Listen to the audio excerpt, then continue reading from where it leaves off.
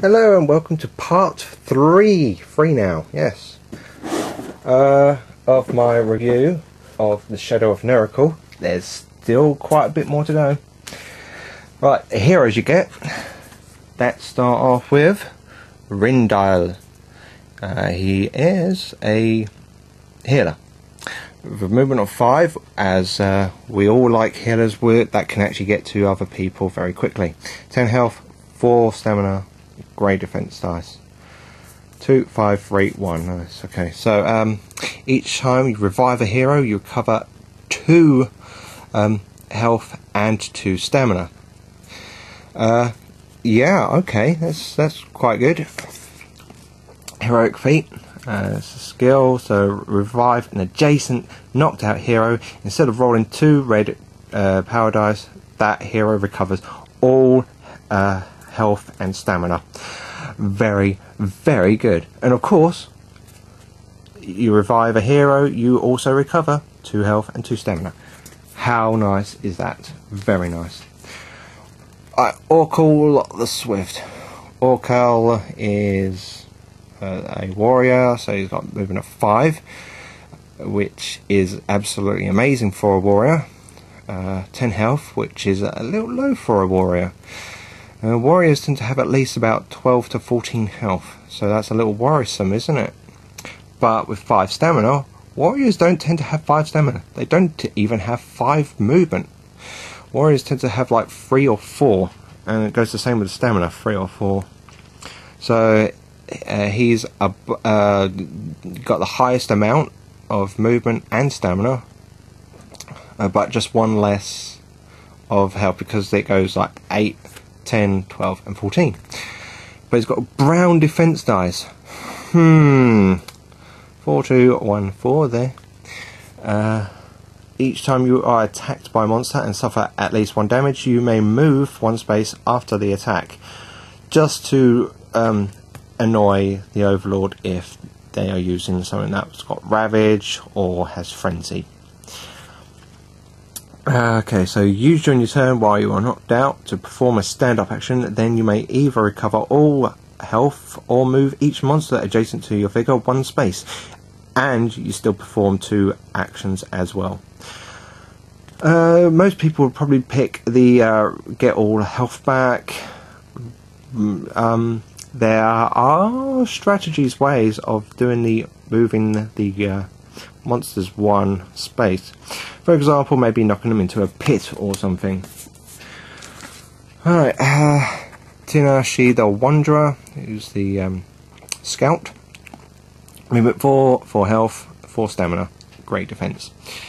Each time you defeat a monster, you recover stamina. Hooray!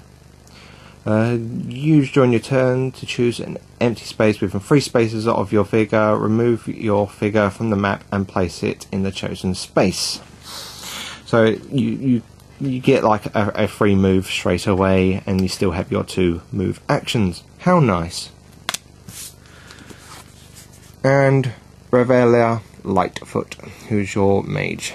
4, 8, 5 stamina, which is really nice, and black defense dice. Black defense dice for a mage, and a brown defense dice for a warrior. Something seems wrong there, doesn't it? Right, so you roll 1 or more blanks when rolling defense dice, and add 1 to your defense pool. Right, so use when you attack after roll defense dice to test your knowledge and awareness. For each pass, you add 3 to your defense results. It's quite nice, I guess. But you are a mage. You don't really want to be too close, because you've got a health of 8. Well, I guess those things will actually help her survive a lot more better than other mages, I guess. Well, how about if we check out some of the classes, like the Bard. So the Bard, you get these 2 music tokens, and what you do is, so let's say you have the understudy, and so you use this card during your turn to place a song token on this card. So there. Of course, spending the stamina. 1 stamina, boom. Some of them are actually 2 staminas. Well, technically there's 1 for free, but we'll get to that a little later. So you pick one and you put the token on there. It stays on there like permanently, or until you decide to put it on a different card. So let's say you have these 3, you spend a stamina to put that one on there. Eventually you could put 2 stamina on that one. However, next turn you probably might leave them and you still get these bonuses. Next turn you probably still leave them, still get these bonuses.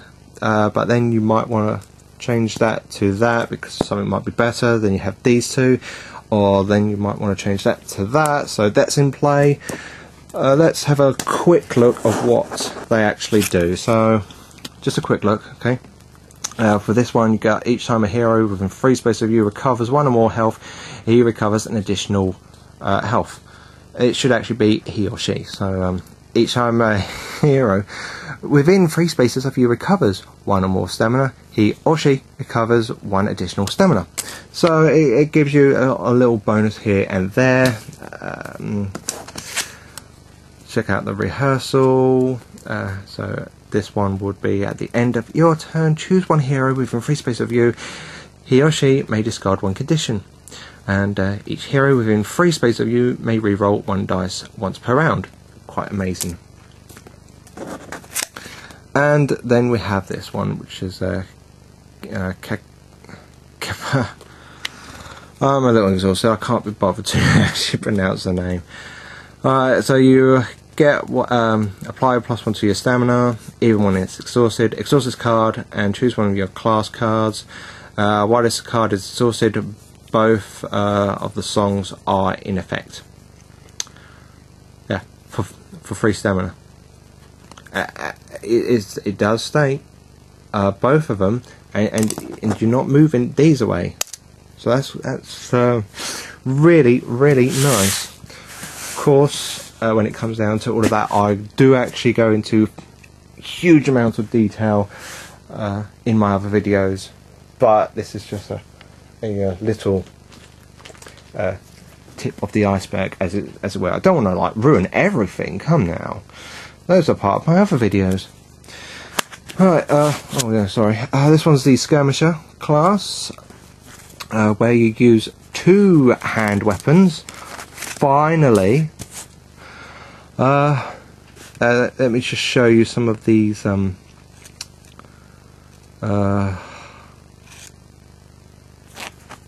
Oh dear, I'm trying to find the cards, because some of them state with like this. It's like each attack you perform with a blade or an axe, with weapon gains pierce of 1, but that doesn't show much about using 2 hand weapons. Let's give you the unrelenting. Okay, you exhaust this card after resolving an attack within a melee weapon with 1 hand icon. Perform an attack that targets one of the same monsters with a different melee weapon with 1 hand icon, taking 1 stamina, of course.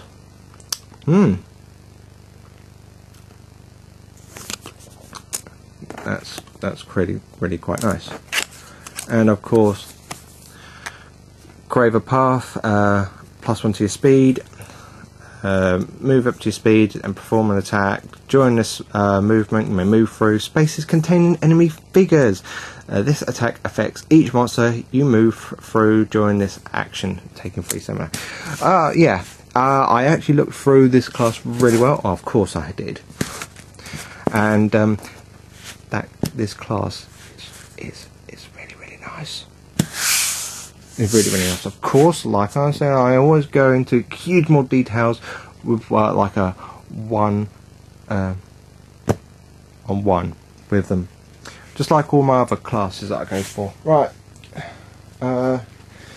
this one is the conjurer.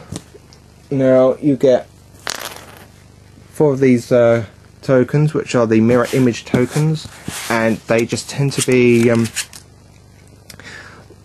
like your character, and you can actually use them to try and move and attack.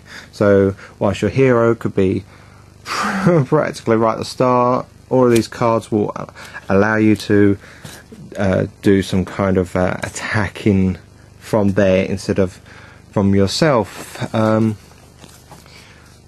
This is the refraction card, so you exhaust this card to place one image token in an empty space within 3 spaces of another image token.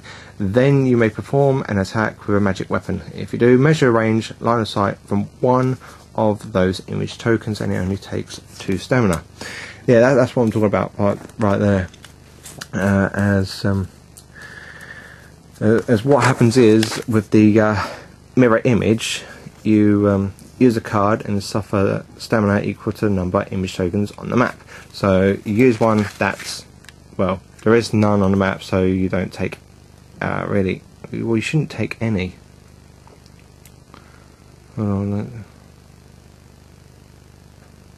Yeah, that's right, you don't take any because there's none on the map, and then you get to place one. So you put another one down, you take a stamina. You put another one down, you take 2 stamina, etc, etc.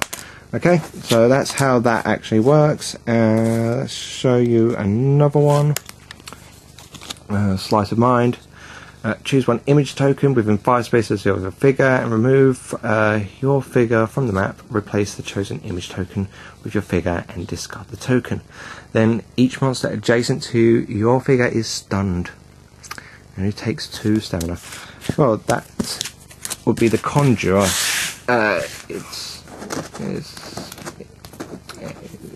I'm going to say that's an interesting class to play. I don't know how well it's going to be interesting, but then again, I haven't played any of this because they only just came in today. Alright, Shadow Warrior. You have a figure, well, a familiar, sorry. The familiar has a movement of 1. It can't die. And it can move through figures and terrain, so that's really, really nice. Yeah, each time a monster in the space containing adjacent to a shadow figure's shadow soul suffers a damage from an attack, it suffers additional 1 more. So you always want to try and put this near a creature or on its base, anything, I don't know, wherever you wish.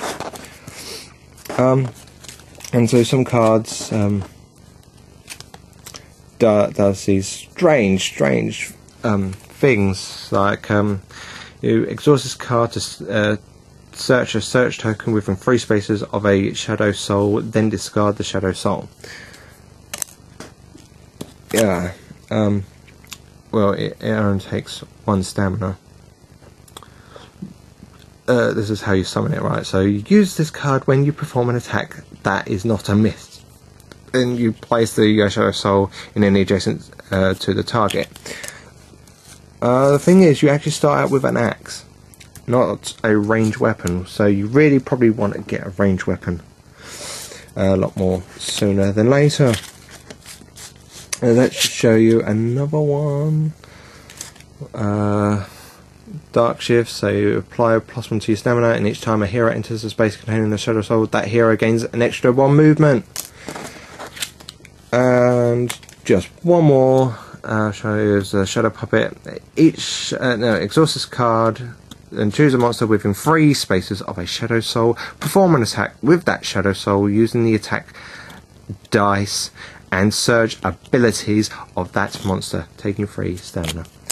So that is the Shadow Warrior class. So yet again, you get to summon a familiar with the Scout class. Yes. I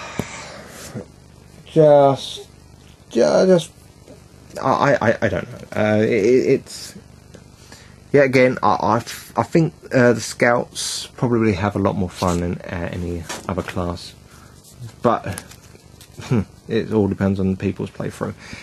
You get a nice amount of the travelling event cards, all nice and different this time around.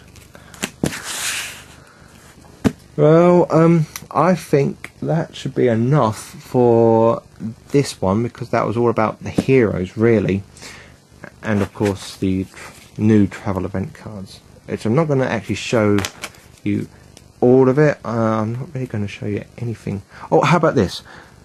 No event. Yeah, that's still there. Great.